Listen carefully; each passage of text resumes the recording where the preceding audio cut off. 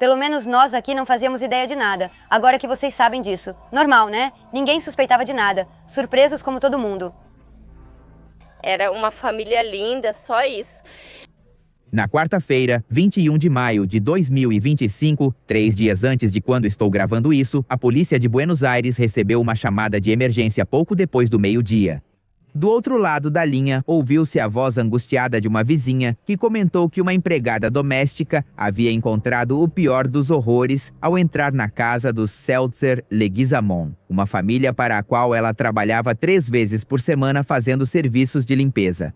Quando as autoridades chegaram ao apartamento 6A, no bairro portenho de Vila Crespo, encontraram uma cena digna de um filme de terror macabro. Os 4 corpos da família, o casal e seus 2 pequenos, estavam espalhados por vários cômodos da casa, cobertos por um mar vermelho. Esse acontecimento da família Seltzer Leguizamon causou comoção desde o primeiro momento. E ninguém conseguia entender como alguém pôde tirar a vida de toda uma família a sangue frio. No entanto, uma reviravolta inesperada na hipótese do que aconteceu causou um impacto ainda maior na comunidade. Mas quem tirou a vida do Seltzer Leguizamon? Primeiro, antes de te contar isso, vou te falar sobre a família Bernardo Seltzer. O pai da família nasceu em 5 de janeiro de 1972, na cidade de Rivera. Partido de Adolfo Alsina, na divisa da província de Buenos Aires com La Pampa, o homem se formou em administração agrária em La Aguade e era um dos proprietários da empresa Bus Bus, Sociedade de Responsabilidade Limitada, dedicada ao setor agrícola. Era um senhor muito agradável, muito respeitoso, sempre com um sorriso, comprava muito bem, vinha 2 vezes por semana. Ela também vinha.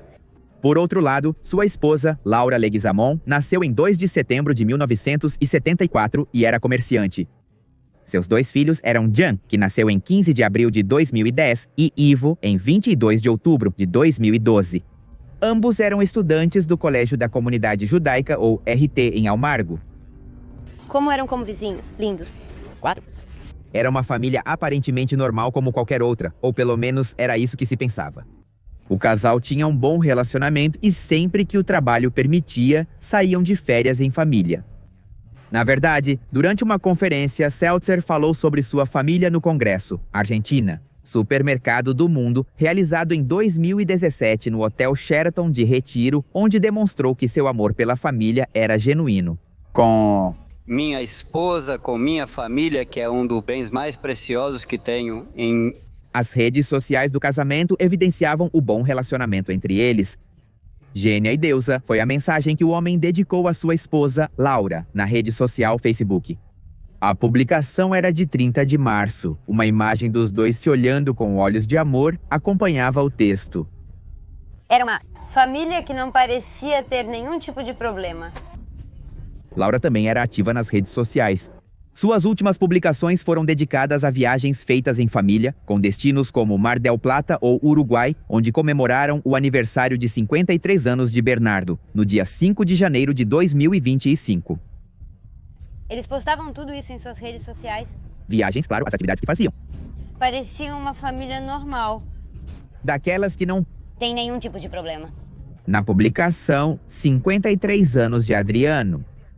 É a primeira vez dos meninos no Uruguai. Nós viemos porque morávamos em Rosário. A ideia é que eles conheçam o Uruguai. Eles venceram por 3-1. Nenhum deles sabia que seriam suas últimas férias em família antes dessa terrível tragédia que aconteceu apenas 5 meses depois. Eu não quero perder minha família, por isso não a coloco em risco. Eu me comporto como devo me comportar. Mas o que foi que aconteceu? Bem, tudo foi descoberto por volta de 1h30 da tarde de quarta-feira, 21 de maio, quando o 911 recebeu um alerta sobre um menor desmaiado. No interior do apartamento 6A, na rua Aguirre, esquina com Julián Álvares.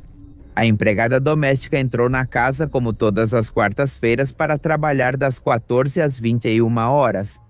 Mas ela não entrou pela porta principal, e sim pela entrada da cozinha, sem perceber o que estava prestes a ver. Ela avançou até o corredor quando se deparou com um dos pequenos, cercado por um mar vermelho. Ela entra em choque e começa a gritar, certo? Rapidamente a mulher, a vizinha de baixo, sobe quando vê toda aquela cena. É ela quem chama a polícia. Em seguida, saiu do local gritando, alertando uma vizinha que acabou ligando para o 911. A funcionária, ainda em choque, voltou a entrar no apartamento junto com policiais da cidade e encontraram o menor sem vida, vítima de ataques com arma branca. Continuam trabalhando no local. Como eu disse, a caminhonete da polícia da cidade de Buenos Aires já está lá, já montaram o gazebo e também a outra caminhonete dos bombeiros. Quando entraram na residência, perceberam que a vítima não era apenas o menino.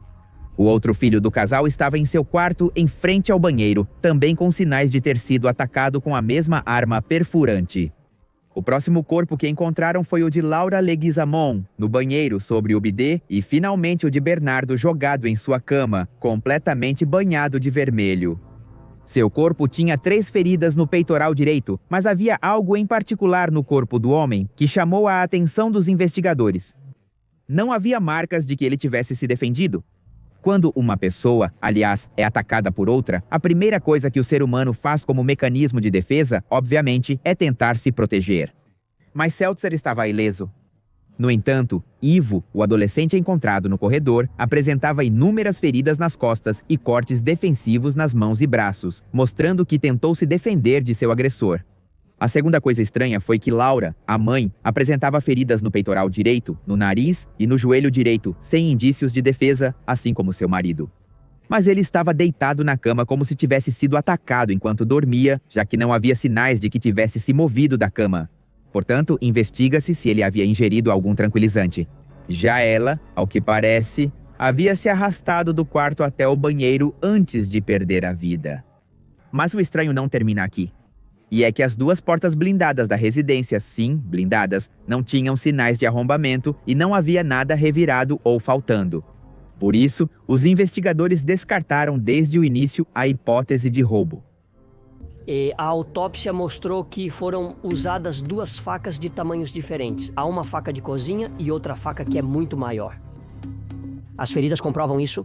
No quarto onde estava o corpo do pai de família, encontraram uma das 2 armas que foram usadas para cometer os crimes, as facas. Mas tudo começou a se encaixar em uma única hipótese quando as autoridades encontraram uma carta na cozinha, escrita presumivelmente por Laura Leguizamon. A mensagem já era estranha, errática, com muitas frases que pareciam não fazer sentido umas com as outras. Da mensagem só conseguiram decifrar algumas frases, já que as letras eram muito diferentes entre si. Uma família totalmente destruída e massacrada. A conclusão até o momento? Sim, até o momento, porque é um caso muito recente e provavelmente depois mude. Uma mulher, seu marido e 2 filhos teriam morrido devido a ferimentos causados por arma branca. O dado que choca é que, pelas lesões, foi possível constatar aproximadamente quantas vezes as vítimas teriam sido atacadas. Antes de parar de respirar, Adrian, de 53 anos, tinha 3 no peito. Jan e Ivo Seltzer, de 15 e 22 anos, tinham ferimentos que indicavam que haviam sido atacados entre 10 e 12 vezes cada um. Os Seltzer provavelmente tentaram resistir e fugir do ataque. Seus corpos foram achados em diferentes cômodos da residência. Eu já tinha te contado isso, por causa da localização deles. Então, os investigadores tentam reconstruir como os crimes aconteceram cronologicamente. Segundo as informações coletadas até agora, o menino de 12 anos tentou escapar do ataque, mas foi morto no corredor.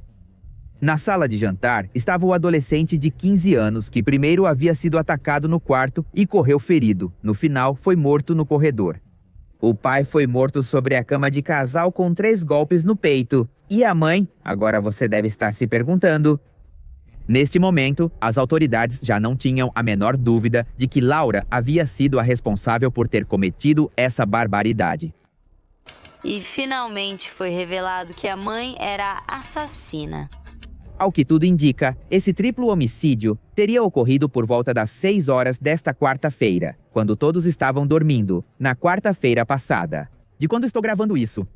Suspeita-se que para cometer essa barbaridade, Leguizamon teria usado uma arma branca e uma faca grande, ambos apreendidos pelos peritos.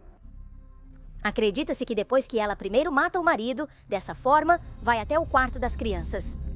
As crianças dormiam em beliches. Por isso, talvez se acredita que ela começou por baixo e o de cima foi o que saiu correndo. Uma vez cometido esse ato, Laura, pois ela fez isso consigo mesma, se atacou. A data da morte e o rigor cadavérico confirmou que foi a última a perder a vida, além da lesão no peito que tirou sua vida. Também tinha feridas auto-infligidas nos pulsos. No pescoço havia uma unha cravada, além de pelos nas mãos ou fiapos misturados com cabelos. Embora a mulher estivesse sobre o bidê, ela teria se ferido na cama ao lado do parceiro e depois se arrastado até lá. Quando a verdade veio à tona, todo o bairro ficou impactado, desconcertado. Ninguém esperava um acontecimento assim que, segundo um grupo de conversa dos vizinhos do prédio. A última conexão no WhatsApp de um dos integrantes da família foi às 6h30 da tarde de terça-feira. A empregada trabalhava às segundas, quartas e sextas, por isso não se descartava que esses fatos tenham ocorrido quase um dia antes da descoberta dos corpos. Por outro lado, um vizinho revelou que pela manhã ouviu gritos e movimentos que chamaram sua atenção, mas como duraram pouco tempo, ele não chamou a polícia. E isso então confirma que pelo menos parte do ataque ocorreu por volta das 6 da manhã. O que também chamou a atenção foram as postagens no Facebook que a mulher fazia na rede social, onde tinha muita exposição. E em cada foto, ela dava uma descrição muito singular e detalhada do que tinha feito antes de tirá-la. Através de sua conta no Facebook, Leguizamon publicou uma fotografia em que estava lendo o livro Crimes em Família, da jornalista Cíntia Otaviano.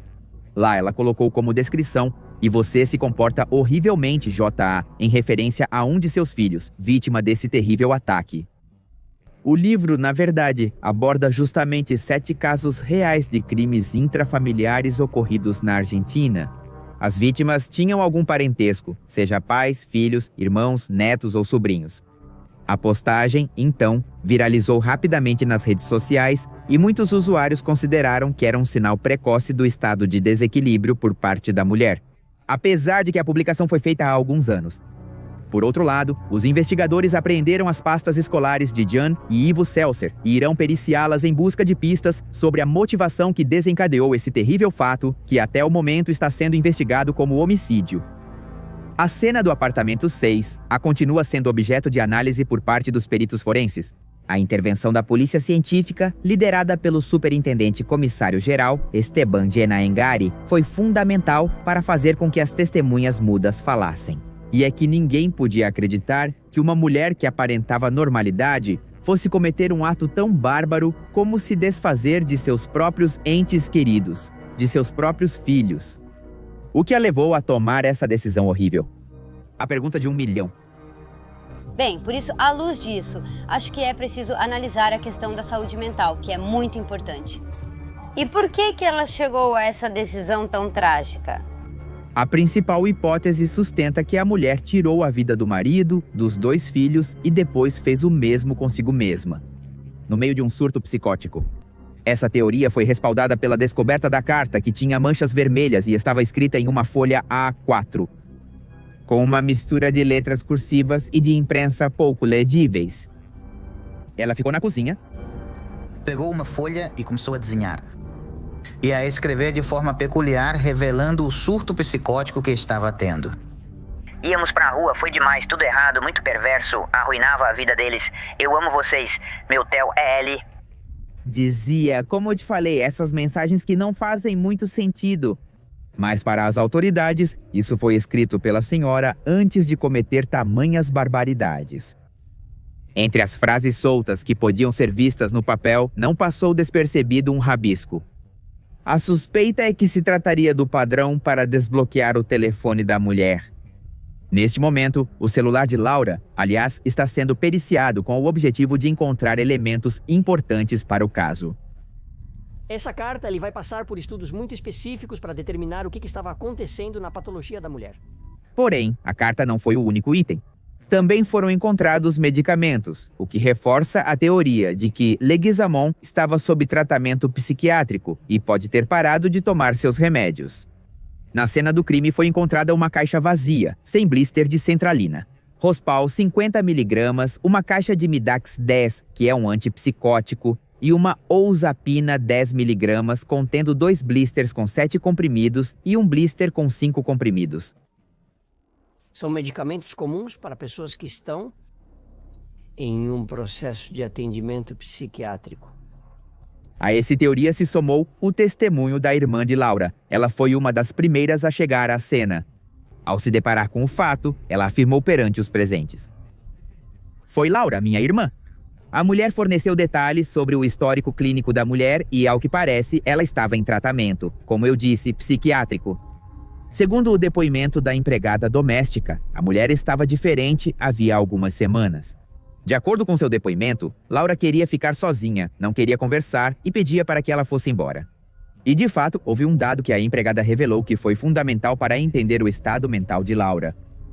Ela não deixava de jeito nenhum que ligasse o aspirador de pó. O aspirador de pó. Não, o aspirador de pó não, ela dizia. Segundo especialistas forenses, o aspirador de pó faz um som muito específico que a incomodava, o que eles chamaram de pensamento intrínseco, que seria um som que normalmente a maioria das pessoas considera incômodo. Os pacientes com doenças psiquiátricas ouvem o som dentro da própria cabeça.